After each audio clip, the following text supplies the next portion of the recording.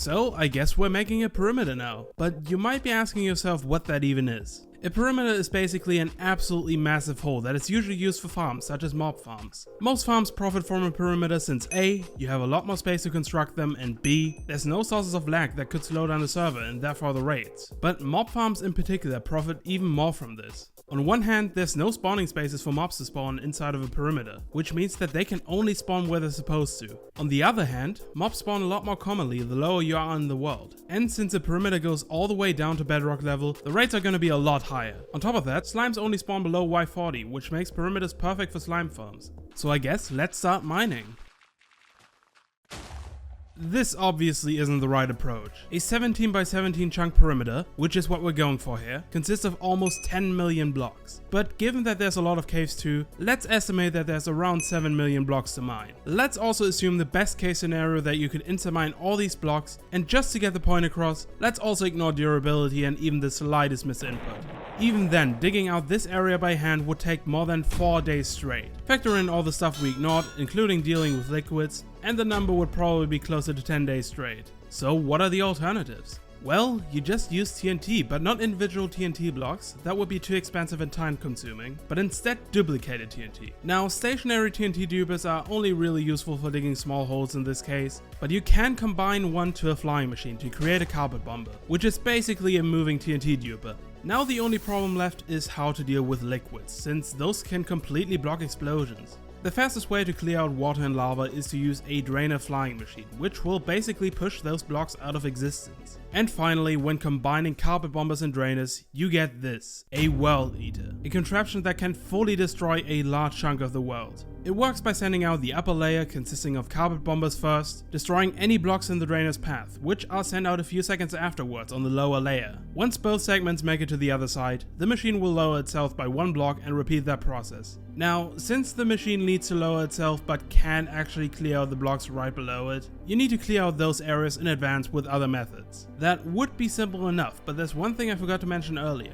Due to some location-specific farms, the center chunk of the perimeter has to be a slime chunk that is located inside of a warm ocean biome. So I set out to find said location. First I looked for a warm ocean, which was simple enough, but since we don't actually have the seed for the server, finding a slime chunk was a bit more difficult. I basically just lit up all the caves I could find and blew up a large area at the bottom of the world until slime started spawning. I then marked that chunk on the surface, as well as building a border around the final perimeter. I knew this was gonna be a big project, but seeing it like this was the first indicator that perhaps it was too big of a project. Trying to make a perimeter in an ocean is a lot more challenging than doing it on mainland, since you need to clear out a lot of water before being able to use carpet bombers to blow up the area below the world eater. The easiest method I could think of was to flatten the ocean floor and then use a drainer to remove the water. This took a long time, and I mean a really long time. But after setting up the drainer, it quickly became clear that this was still worth it. After getting this hurdle out of the way, it was time to construct a 4 carpet bomber array that would clear out the trench down to deep state level, where I would then have to construct another array to get all the way down to bedrock. Now actually running these carpet bombers went perfectly fine with no problems whatsoever. Well, nothing that some obsidian can't fix. We slowly made our way down to the bottom of the world, layer by layer, until the first trench was fully done. Since I already did this once, the other trenches were a lot simpler. Wait, I'll have to remove all that obsidian manually. Ah shit. After what felt like several years of mining obsidian, it was finally time to construct the World Eater. The machine that would finally finish the perimeter, at least if everything were to go to plan. After gathering a few people to help me load the area, it was finally time to run the World Eater. And so I started it up, same way I did it in multiple test worlds. But then things went south rapidly. Only a small section of the World Eater actually fired, which for a contraption like this meant that it did not work and was unable to destroy the world. To prevent it from breaking too much, I had to destroy the carpet bombers and drainers before they hit the other side of the World Eater.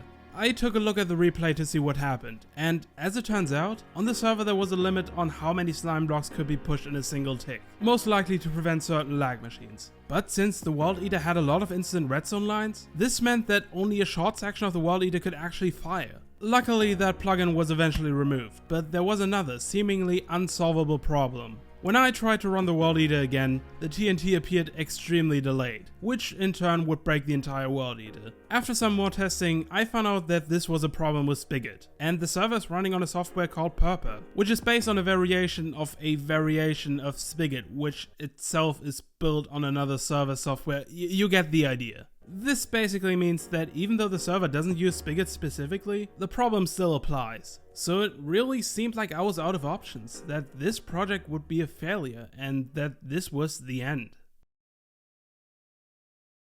Every now and then, I would visit the site of the failed perimeter to reflect on how much time and energy I've wasted on such an impossible project. Everything was going so smoothly until it suddenly didn't. Even the trenches, which are pretty much just small perimeters, weren't that big of a deal. But maybe, just maybe, this was the solution. I could use the same method I used to dig out the trenches to remove the entirety of the perimeter. This would mean flattening and draining the entire ocean and all the caves, and then finally building 2 sets of carpet bombers, one for the stone layer and one for the deep slate layer, to remove every single block and to finish the biggest project I have ever worked on. So after getting some help, it was time for the grand finale. As expected, clearing out the ocean took a long time, but by making use of pumpkins and warp blocks, both easily farmable and insta-mineable blocks, we could separate the ocean into multiple sections to clear the water more easily.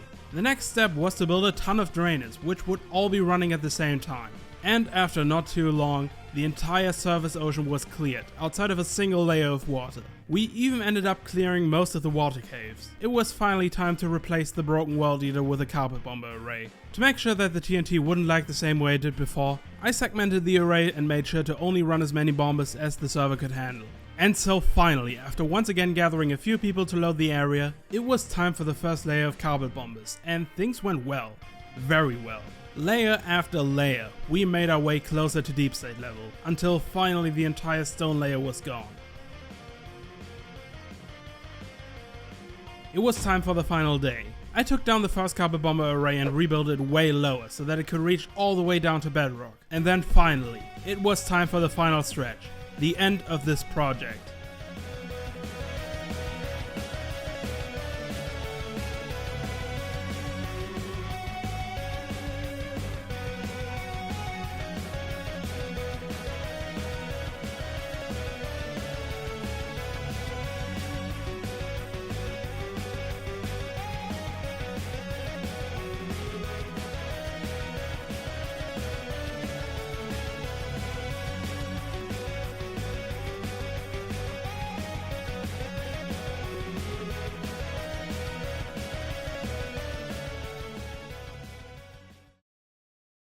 So it was finally done. The first perimeter I'd ever made. It was anything but a smooth journey. Whether that was because of inexperience, the fact that we made the perimeter in an ocean for some reason, or the server software actively working against us. But we managed to come out on top. Outside of having a giant perimeter now, I ended up gaining a ton of shulkers of raw blocks and over 3 stacks of diamond blocks from this. And that was after splitting the diamonds between everyone who helped me with this. Speaking of which, special thanks to Moai, who came up with the idea of this project and helped me a lot with clearing out the trenches, Pengu for helping me flatten the entire ocean and clearing the water caves, Rose and Yarn for AFKing and loading the area while the carpet bombers were running, and Lona for at least trying to help with loading the area right before the first World Eater broke apart. As for what's going to happen next to the perimeter, I have absolutely no idea.